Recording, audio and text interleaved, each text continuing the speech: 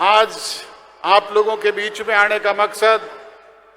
आने वाली 5 तारीख को होने जा रहे इस हरियाणा प्रदेश की विधानसभा के चुनाव के सिलसिले में आपके सहयोग, समर्थन, प्यार, आशीर्वाद और वोट के लिए आपके बीच में आया हूं। मेरे से पूर्व आपके प्रत्याशी ने, माननीय चंद्रशेखर जी ने सारी बातें विस्तार से आप लोगों के बीच में की है। मैं उनको पुनः दोहरा करके आपका समय जाया नहीं करना चाहूंगा। प्रचार प्रसार का युग है। आप रोजाना रेडियो, टेलीविजन, अखबार और दूसरे प्रचार साधनों के जरिए पढ़ते, सुनते और देखते भी हो। बुजुर्गों और नौजवान दोस्तों, अब शेष 2 दिन का समय चुनाव में बचा। इस 2 दिन के समय में जैसा चंद्रशेखर जी कह रहे थे, हमने घर घर जाना है, एक एक वोटर से सीधे तौर पे संपर्क बनाना है, रूठो हुओं को मनाना है, अपने साथ जोड़ करके पोलिंग बूथ तक उसे साथ ले जा करके जननायक जनता पार्टी और आजाद समाज पार्टी के संयुक्त प्रत्याशी के चुनाव चिन्ह, चाबी के निशान का बटन दबा करके इस चुनाव में विजय श्री प्राप्त करने का काम करना है। बुजुर्गों और नौजवान दोस्तों, अब हरियाणा प्रदेश के लोगों ने तय करना है कि कौन प्रदेश को विकास की दृष्टि से आगे बढ़ाने का काम कर सकता है, कौन प्रदेश के नौजवान को रोजगार के साधन से जोड़ने का काम कर सकता है, कौन माताओं बहनों के सम्मान में 4 चांद लगाने का काम कर सकता है, कौन प्रदेश के किसान को, मजदूर को, एससी को, बीसी को ज्यादा से ज्यादा सुख सुविधाएं और साधन पहुंचवाने का काम कर सकता है, कौन प्रदेश के कर्मचारी और व्यापारी के हित की योजनाएं ला करके उनको लागू करवाने का काम कर सकता है। जननायक जनता पार्टी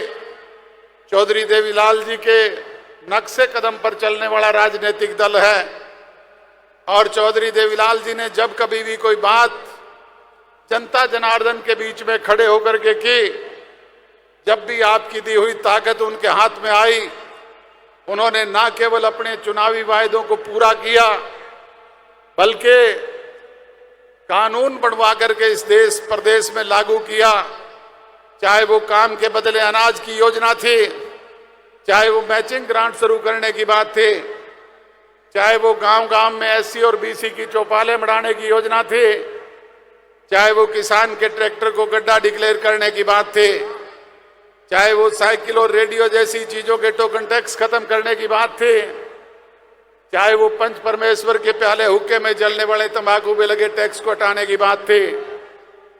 चाहे सड़क और नहर के किनारे लगे दरख्तों का आधा हिस्सा किसान को देकर के उसकी फसल की भरपाई करने का मामला था, और चाहे वो किसान की फसल प्राकृतिक प्रकोप से, आगजनी, ओलावृष्टि और बाढ़ से तबाह और बर्बाद हो गई तो उसका उचित मुआवजा देने की बात थी, चाहे 100 रुपए मासिक पेंशन देकर के बुजुर्गों का सम्मान बढ़ाने की बात थी, और चाहे 10,000 तक के सहकारी बैंकों के कर्जे माफ करके का कानून आपके बीच में लागू करवाने की बात थी। इन बातों का लाभ आज हरियाणा प्रदेश के लोग ही नहीं, पूरे देश के स्तर पे लोगों को मिल रहा है और रहती सृष्टि तक इसमें कोई कटौती नहीं कर सकता। इसको बढ़ाने का काम तो किया जा सकता है। बुजुर्गों और नौजवान दोस्तों, इसी तरीके से जननायक जनता पार्टी ने आज से 5 वर्ष पहले जो चुनावी वायदे अपने चुनाव घोषणा पत्र के जरिए आपके बीच में किए थे, 5 सवा 4 साल के शासनकाल में हमने चाहे 20% के साझेदार थे, 90% उन चुनावी वायदों को आपके बीच में लागू करवाने का काम किया। मैं उनको दोहरा करके बताना नहीं चाहता, सारी बातों का ज्ञान आपको है। चाहे वो 50% माताओं बहनों को आरक्षण की बात थी, चाहे वो 75% प्राइवेट सेक्टर में नौजवानों के रोजगार का अधिकार का कानून था, चाहे 33% आरक्षण राशन डिपो में दे करके माताओं बहनों के सम्मान को बढ़ाने की बात थी, और चाहे वो 8% बैकवर्ड क्लासेस के लोगों को पंचायती राज संस्थानों में हिस्सेदारी दिलवाने की बात थी, चाहे वो हमारी बच्चियों को स्कूल और कॉलेज जाने पर फ्री बस पास की सुविधाएं उपलब्ध करवाने की बात थी, चाहे वो गांव-गांव में ई लाइब्रेरी खोलने की बात थी, और चाहे वो किसान को आर्थिक आजादी दिलाने के लिए पंचायत सेंटर मंडियां बना करके 14 फसलें आपकी एमएसपी प्राइस पर दाना दाना खरीद करने का काम ही नहीं किया, बल्कि 72 घंटे के अंदर भुगतान आपके खाते तक पहुंचवा करके आपके उस आर्थिक आजादी दिलवाने का काम था। इसी तरीके से अब जो घोषणा पत्र हमने आपके बीच में संयुक्त रूप से जननायक जनता पार्टी और आजाद समाज पार्टी ने किया है, मैं आपको यकीन, विश्वास और भरोसा दिलाता हूं कि आपकी दी हुई ताकत जब हमारे पास में होगी, हम एक एक बात को कानून बना करके आपके बीच में लागू करेंगे, जिसका फायदा हरियाणा प्रदेश के लोग ही नहीं, देश के स्तर पे लोगों को मिलेगा। और जैसा चंद्रशेखर जी कह रहे थे कि एक बार फिर हरियाणा प्रदेश ये तय करेगा कि दिल्ली की गद्दी पर कौन बैठेगा। चंद्रशेखर जी हिंदुस्तान की पार्लियामेंट में बैठ करके ये तय करेंगे कि कमेरे वर्ग के लोगों को क्या